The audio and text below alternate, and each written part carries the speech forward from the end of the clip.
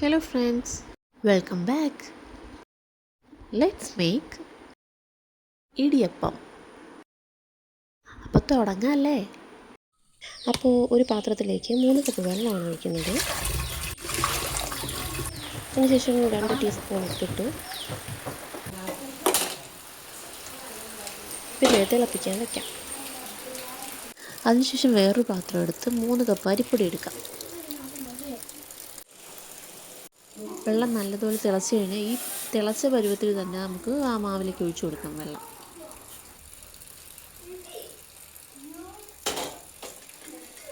പിന്നെ ഒന്ന് ഇളക്കി നോക്കാം. അതിനുശേഷം കുറച്ച് വെള്ളം ഒഴിക്കുക കേട്ടോ. വീണ്ടും ഒന്ന് ഇളക്കി നോക്കാം. ഒരുപാട് ഇങ്ങനെ കുഴയും ചെയ്യരുത്, പിന്നെ ഒരുപാട് ഡ്രൈ ആവുകയും ചെയ്യരുത്. അതിനിടയ്ക്കുള്ളൊരു പരുവത്തിൽ നിൽക്കണം. എന്നാലേ നമുക്ക് ഇടിയപ്പം കറക്റ്റായിട്ട് കിട്ടത്തുള്ളൂ, നമുക്ക് പീച്ചാനും എല്ലാം എളുപ്പമായിട്ടുള്ള രീതിയിൽ. അതുപോലെ തന്നെ വെള്ളം ഒറ്റയടിക്ക് എടുത്ത് ഒഴിക്കരുത്, കുറച്ചായിട്ട് ആഡ് ചെയ്ത് കൊടുത്ത് ഇങ്ങനെ ഇളക്കി നോക്കണം.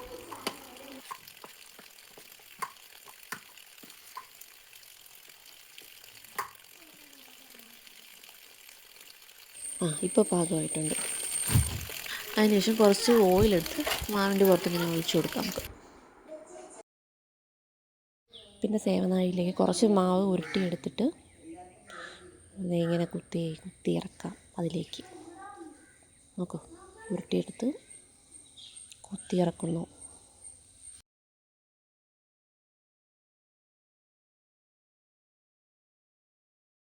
എന്നിട്ട് സേവനാഴി അങ്ങ് അടച്ചു കൊടുക്കാം.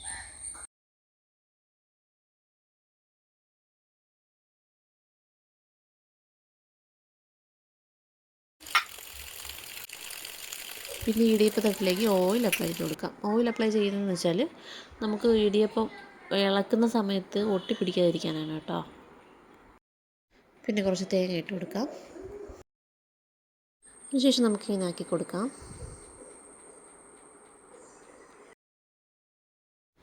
ഓരോ തട്ടിലും നമുക്ക് പീച്ചാം. മാവിൻ്റെ പരുവം കറക്റ്റാണെങ്കിൽ നമുക്ക് നല്ല നൈസായിട്ട് തന്നെ പീച്ചെടുക്കാൻ പറ്റും, നല്ല സ്മൂത്തായിട്ട് തന്നെ പീച്ചെടുക്കാൻ പറ്റും. അങ്ങനെ ഒരു തട്ട് കഴിഞ്ഞു. എഗ്ഗേക്കും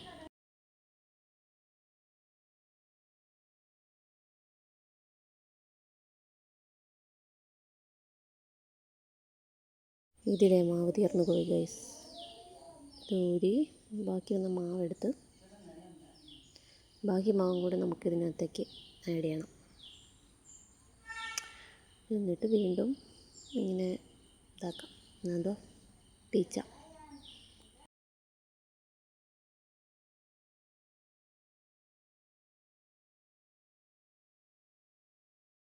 പിന്നെ വേറൊരു കാര്യം പറഞ്ഞോട്ടെ ഗൈസ്, എൻ്റെ ഈ ചാനൽ പുതിയൊരു ചാനലാണ്. അപ്പോൾ നിങ്ങൾക്ക് ഇഷ്ടമാവുകയാണെങ്കിൽ നിങ്ങളൊന്ന് സബ്സ്ക്രൈബ് ചെയ്ത് സപ്പോർട്ട് ചെയ്യണേ. പിന്നെ നിങ്ങളുടെ നാട്ടിലൊക്കെ ഈ ഇടിയപ്പത്തിന് ഇടിയപ്പം എന്ന് തന്നെയാണോ പറയുന്നത്, അതോ വേറെ വല്ല പേരും ഉണ്ടോ എന്നൊന്ന് കമൻറ്റ് ചെയ്തേക്കണേ. വീണ്ടും അതുപോലെ ചെയ്യാം.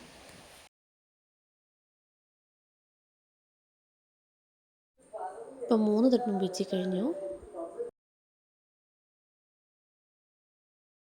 അതിനുശേഷം ഇഡ്ഡലിക്കുട്ടത്തിൽ കുറച്ച് വെള്ളം വെച്ചിട്ട് എല്ലാം കൂടെ എടുത്ത് അതിൽ വെച്ച് കൊടുക്കാം. എന്നിട്ട് അടയ്ക്കാം. ഒരു 5-6 മിനിറ്റ് മതിയാവും ഇത് വേവാൻ. ഫ്ലെയിം ചെറുതായിട്ടൊന്ന് കുറച്ച് വയ്ക്കാം. ഇങ്ങനെ തൊട്ട് നോക്കുമ്പോൾ കയ്യിലൊന്നും ഒട്ടിപ്പിടിക്കരുത്, ഒട്ടിപ്പിടിച്ചാൽ വെന്തിട്ടില്ല. ഇപ്പോൾ ഇത് വെന്തു. അതിനുശേഷം എടുത്ത് മാറ്റാം നമുക്ക്. ഇനി എല്ലാ തട്ടും നമുക്ക് ഇതിനെ എടുത്ത് മാറ്റാം. ചൂട് ആണ്. ഇടിയപ്പം അടിപൊളിയായിട്ട് റെഡി ആയിട്ടുണ്ട്. നല്ല സോഫ്റ്റ് ആയിട്ടുള്ള ഇടിയപ്പമാണ് റെഡി ആയിരിക്കുന്നത്. അത് പിടിക്കുമ്പോൾ തന്നെ കാണാൻ പറ്റും, കണ്ടോ?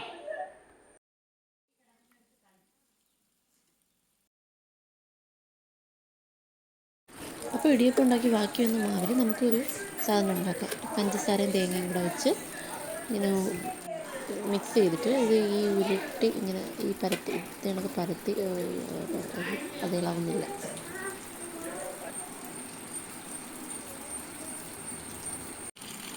കൈ കൊണ്ട് ഇങ്ങനെ പരത്താം, അതാണ് നല്ലത്. നല്ലത് പരത്തിയിട്ട് ആ തേങ്ങ പഞ്ചസാരയുടെ മിക്സ് എടുത്ത് അതിൽ വെച്ച് ഇങ്ങനെ ഉരുട്ടി വെച്ചെടുക്കും. അതേപോലെ എല്ലാ ഉരുളക്കകത്തും വെച്ച് കൊടുക്കാം.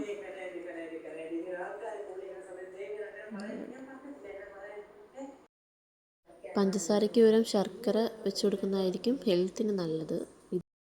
ഞാനിപ്പോൾ എളുപ്പത്തിന് വേണ്ടി ഇങ്ങനെയൊന്ന് ചെയ്തതാണ് കേട്ടോ. നിങ്ങളുണ്ടാക്കുമ്പോൾ ശർക്കര വെച്ച് ഉണ്ടാക്കി നോക്കും, നല്ല ടേസ്റ്റ് ആയിരിക്കും. പിന്നെ ഇത് പഞ്ചസാര ഇട്ടാലും ടേസ്റ്റ് ഉണ്ട്, എന്നാലും കുറച്ചുകൂടി ടേസ്റ്റ് ശർക്കര ഇടുമ്പോഴാണ്. ഹെൽത്തിയും അതാണല്ലോ. അടുത്ത സെറ്റ് ഇടിയപ്പം ഞാനിവിടെ പീസ് വെച്ചിട്ടുണ്ടായിരുന്നു. അങ്ങനെ അതിൻ്റെ മുകളിലേക്ക് നമ്മൾ ഉരുട്ടി വെച്ചിരുന്ന അത് എടുത്ത് വെച്ച് കൊടുക്കാം. എന്നിട്ട് അടയ്ക്കാം. ഒരു 7-8 മിനിറ്റ് മതിയാവും ഇത് വേവാൻ. അല്ല, അതിപ്പോൾ വെന്ത് കഴിഞ്ഞു. തൊട്ട് നോക്കാം.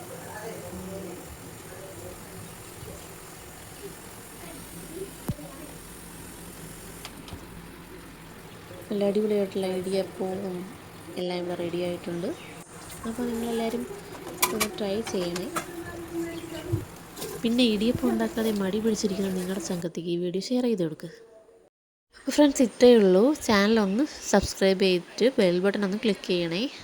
എന്നാൽ മാത്രമേ ഞാൻ നെക്സ്റ്റ് ഒരു വീഡിയോ ഇടുമ്പോൾ നിങ്ങൾക്ക് നോട്ടിഫിക്കേഷൻ വരത്തുള്ളൂ. അപ്പോൾ പോവുകയാണേ. Thanks for watching my video. By.